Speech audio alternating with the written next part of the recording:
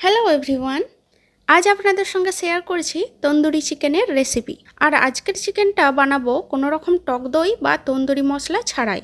কারণ অনেক সময়ই বাড়িতে এমন হয় যে টক দই বা তন্দুরি মশলা থাকে না। হঠাৎ করে কোনো অতিথি এসে গেলে তখন কিন্তু টক দই বা তন্দুরি মশলা ছাড়াই এরকম তন্দুরি চিকেন একদম বাড়িতে বানিয়ে ফেলতে পারবেন পারফেক্টভাবে। যদিও এই তন্দুরি চিকেন বানানো হয় তন্দুরের মধ্যে, কিন্তু গ্যাসের চুলাতেই আপনারা পারফেক্টভাবে বানিয়ে ফেলতে পারবেন একদম রেস্টুরেন্টের স্বাদের তন্দুরি চিকেন। তার জন্য কিন্তু ভিডিওটা স্কিপ না করে পুরোটা দেখতে হবে। তাহলে চলুন আর বেশি দেরি না করে আজকের রেসিপি শুরু করা যাক।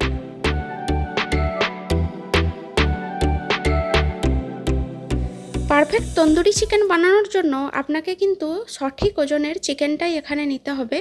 আর তন্দুরি চিকেন করার জন্য পারফেক্ট ওজনের চিকেন হলো 1 কেজি থেকে 1.5 কেজি ওজনের মুরগিটা।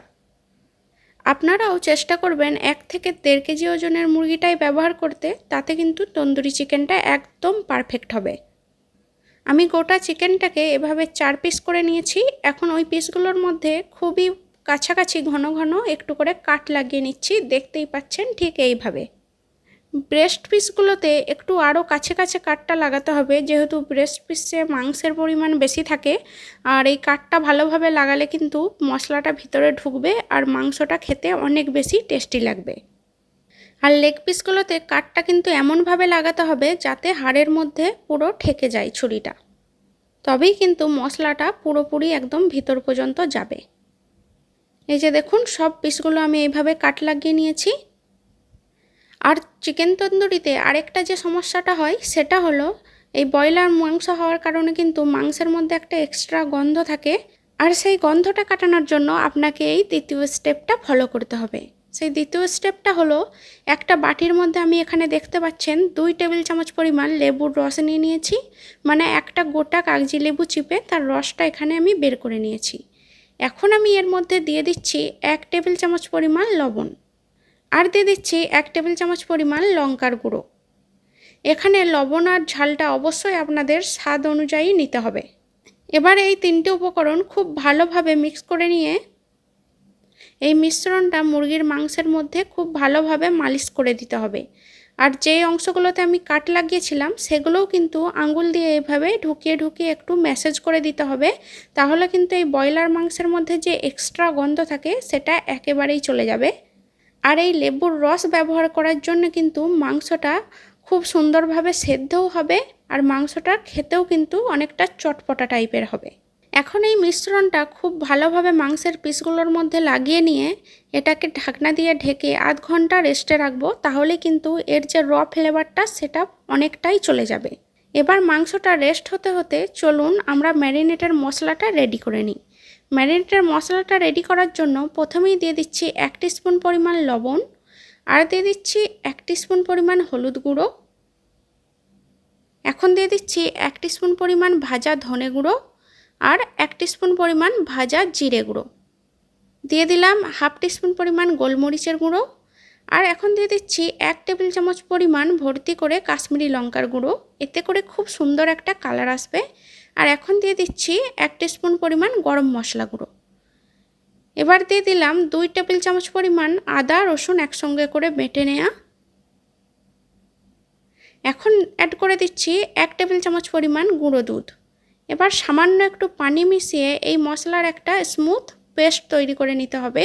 প্রয়োজন হলে আরও একটু পানি অ্যাড করে আমি একটা নর্মাল মশলার পেস্ট বানিয়ে নেব।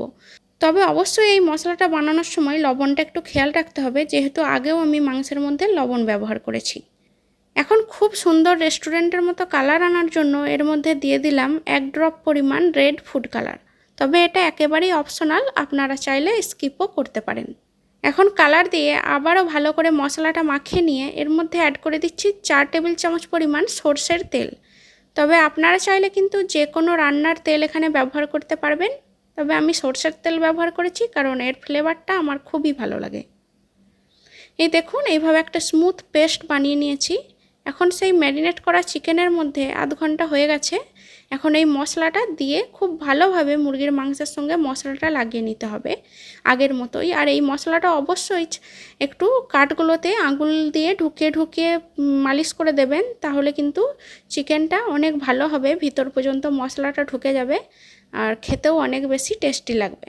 এভাবে মাখিয়ে নিয়ে চিকেনটাকে কমপক্ষে 1 ঘন্টার জন্য ম্যারিনেট হতে দিতে হবে। তবে আপনাদের হাতে যদি বেশি সময় থাকে তাহলে নর্মাল ফ্রিজে সারা রাতের জন্য ম্যারিনেট করে রাখতে পারেন। এখন চলে যাচ্ছি দ্বিতীয় স্টেপে। প্রথমেই একটা তাওয়ার মধ্যে 3 টেবিল চামচ পরিমাণ সাদা তেল দিয়ে দিয়েছি।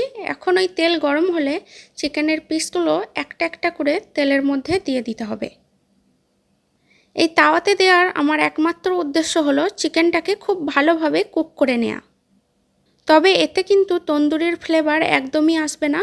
তন্দুরির ফ্লেভার আনার জন্য আমাকে তৃতীয় স্টেপ ফলো করতে হবে, আর তার জন্য অবশ্যই ধৈর্য ধরে ভিডিওটা আপনাকে পুরোটা দেখতে হবে। এভাবে করে চিকেনটাকে ঢাকনা দিয়ে 2 মিনিট রেখে আবার ঢাকনা খুলে চিকেনটাকে উল্টে দিতে হবে। এই প্রসেস করে করে প্রায় 10 থেকে 15 মিনিট পর্যন্ত চিকেনটাকে খুব ভালোভাবে কুক করে নিতে হবে, ঢাকনা বন্ধ করে আর ঢাকনা খুলে খুলে চিকেনটাকে উল্টিয়ে পাল্টিয়ে।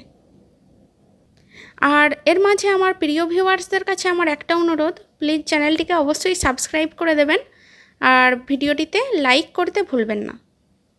এইভাবে দেখুন 15 মিনিট ধরে রান্না করতে করতে আমি চিকেনটা কিন্তু পুরোপুরি সেদ্ধ হয়ে গেছে। একটা ছুরির সাহায্যে চেক করে দেখাচ্ছি, দেখুন খুবই সহজে ছুরিটা কিন্তু গেঁথে যাচ্ছে, কিন্তু চিকেনটা একদম হার্ডও হয়ে যায়নি, খুব সুন্দর জুসি আছে। এখন চলে যাব তৃতীয় স্টেপে, এটাতে সম্পূর্ণরূপে তন্দুরির ফ্লেভার দেওয়ার জন্য। এখন আমি বাকি যে 2টো পিস সেটাও এভাবে রান্না করে নেব। এখন চিকেনটাতে তন্দুরির ফ্লেভার দেওয়ার জন্য গ্যাসের চুলার মধ্যে একটা জালির ওপরে ওই মাংসের পিসগুলো রেখে হালকা করে চুলার মধ্যে ধরে নিতে হবে। এতে করে এর মধ্যে একটা স্মোকি ফ্লেভারও চলে আসবে, আর যে চুলাতে কয়লার চুলাতে পোড়ানোর যে একটা পোড়া পোড়া টেক্সচার থাকে সেটাও কিন্তু এর মধ্যে চলে আসবে, আর এটা খেতেও তখন কিন্তু অনেক বেশি ভালো লাগবে। তবে আপনারা এরকম না করে আরেকটা জিনিসও করতে পারেন, কয়লাটা চুলার মধ্যে লাল করে গরম করে আর একটা বাটির মধ্যে রেখে সামান্য একটু ঘি বা তেল দিয়ে সেটা ধোঁয়া করে এর মধ্যে স্মোকি ফ্লেভার অ্যাড করতে পারেন। তবে চিকেনগুলোকে চুলার মধ্যে এভাবে ধরে নিয়ে করলেও আমার কাছে টেস্টটা অনেক ভালো লাগে, সেজন্য আমি এরকম করছি। আপনারা চাইলে যে কোনো পদ্ধতি অবলম্বন করতে পারেন। তাহলে দেখলেন তো, খুবই সহজে টক দই বা কোনো রকম তন্দুরি মশলা ছাড়াই আর তন্দুর ছাড়াই গ্যাসের চুলাতেই খুবই সহজে আপনারা কিন্তু তন্দুরি চিকেন বানিয়ে ফেলতে পারবেন। আজ থেকে রেস্টুরেন্টে যাওয়ারও কোনো প্রয়োজন পড়বে না। তাহলে আপনারাও অবশ্যই বাড়িতে এভাবে করে তন্দুরি চিকেন বানান আর বাড়ির সকলের সঙ্গে এনজয় করুন। আর রেসিপিটি কেমন লাগলো তা অবশ্যই কমেন্ট করে আমার সঙ্গে শেয়ার করুন। আর আমার ভিডিওতে এতক্ষণ পর্যন্ত যারা আমার সঙ্গে ছিলেন তাদেরকে অনেক অনেক ধন্যবাদ। আর যেসব বন্ধুরা আমার চ্যানেলে নতুন, এখনও আমার চ্যানেলটিকে সাবস্ক্রাইব করেননি, তাদের কাছে আমার অনুরোধ অবশ্যই প্লিজ চ্যানেলটিকে সাবস্ক্রাইব করে দেবেন আর পাশে থাকা বেল বাটনে অবশ্যই ক্লিক করবেন, যাতে আমার সমস্ত নতুন ভিডিওর আপডেট সবার আগে আপনাদের কাছে পৌঁছে যায়। তাহলে আজকে এখানেই বিদায় নিচ্ছি, আবারও দেখা হবে নতুন কোনো রেসিপির সাথে। সেই পর্যন্ত সবাই ভালো থাকবেন, বাই।